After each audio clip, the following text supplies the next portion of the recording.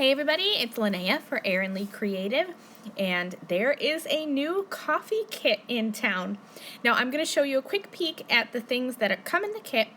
There's a little 3x4 stamp set, a cute little coffee lover's heart die, a 2-pack of stencils.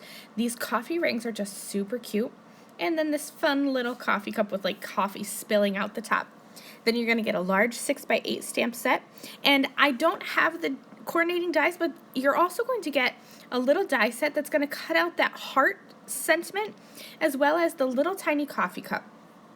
So that will come in your kit. I just don't have it to show it to you today.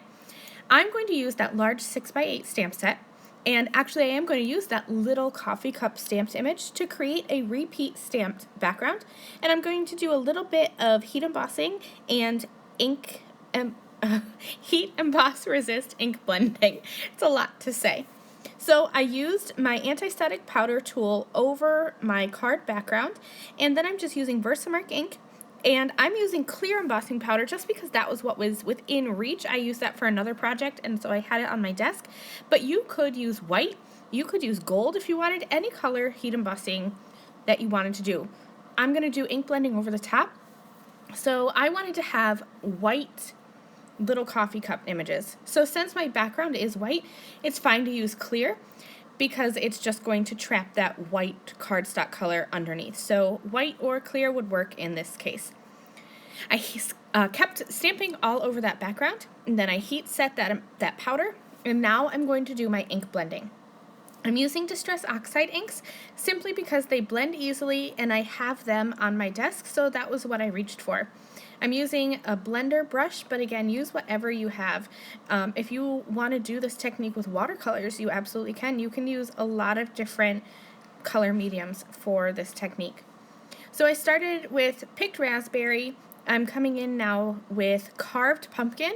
My yellow will be squeezed lemonade. I'm using twisted citron for my green, peacock feathers for my blue, and then I'll finish off with seedless preserves for my purple.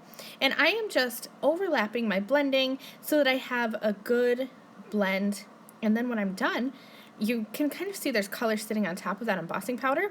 I'm going to take my little stamping rag here and just give it some elbow grease and wipe that ink off the top, and you can see now those bright white coffee cups showing through with that fun rainbow background.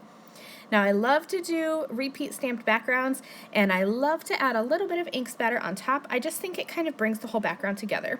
And my favorite color to use is black, especially with rainbow backgrounds. I love to have bright colors with that stark contrast of a little pop of black. So I'm just going to water down some of my black watercolor and just kind of tap my paintbrush and spatter that ink all over the background. And then I'll set that aside to dry. It takes a couple minutes, maybe like 5 minutes to dry.